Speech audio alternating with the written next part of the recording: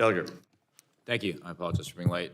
Director Wray, yesterday you expressed concern about the CCP's ability through its ownership of ByteDance to control narratives, software data on TikTok. So long as ByteDance or another Chinese entity owns or maintains control of TikTok or its algorithm, would you maintain those concerns? Yes, it's the ownership of the CCP that fundamentally cuts across all those concerns. And specifically ownership of the algorithm and control of the algorithm. Well, it's control of the algorithm, it's access to the data, and it's the software's, it's control of the software which allows access to the devices. So you've got a data collection issue, which could be used to conduct all kinds of data operations and traditional espionage. It's the algorithm, that, as you rightly pointed out, that enables them to conduct influence operations. And as I said in response to an earlier question, that's particularly concerning because it's not at all clear we'd be able to detect that. And then third and finally, it's the control of the software, which gives them access to millions of devices. And all you got to do is look at the fact that the Chinese government has the biggest hacking program in the world, bigger than that of every other major nation combined. Put that together with the fact that they have stolen more of Americans' personal and corporate data than every nation, big or small, combined. And you put that together with the risks that you and I are talking about, and to me, it highlights what a big concern this is. So I guess the question is, for all of you, I'll just go down simply, should we ban TikTok or force a sale to an American company? Well, I've expressed my concerns. I'm not sure how else the problem could be solved, but I've expressed my concerns, which are the ownership of the CCP. Is that a yes?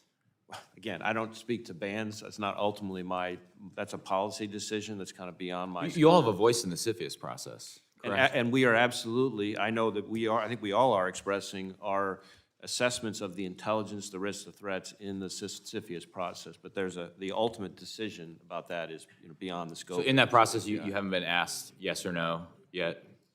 Again, we submit our intelligence to the other participants, and then there's a committee that does its work. Director Burns, sorry to be obtuse. Should we ban or force a sale of TikTok to an American company? Well, all I'd say, Congressman, I absolutely share the concerns that Director Wray has mentioned, but, we're not in the business of, making policy calls on bans or no bans. But I absolutely share the concerns, and we're not shy about expressing those concerns. So in the CFIUS process, you don't get asked for a recommendation, one way or the other? Well, speaking for the FBI, we're asked to submit our intelligence assessment.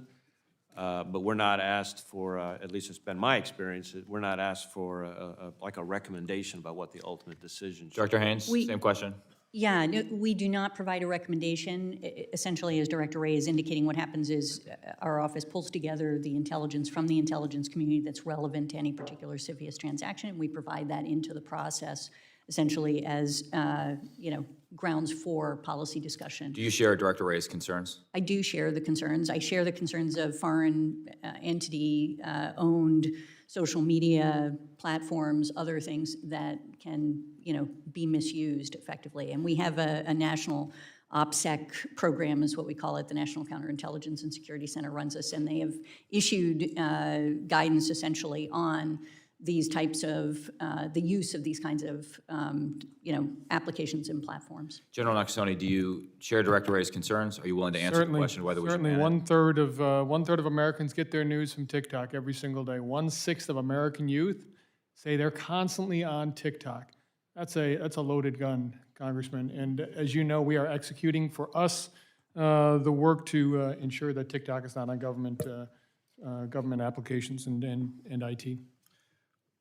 I'm touching out of time, but go for it. I would just say we support the CFIUS process, and as we brief decision makers on policymakers with the intelligence we have, our analysts are in active and open dialogue. If their opinions are asked, they will give those opinions. I agree with everything that's been said here, and I have a deputy director who has 3 teenagers. If TikTok goes, she may not be able to go home.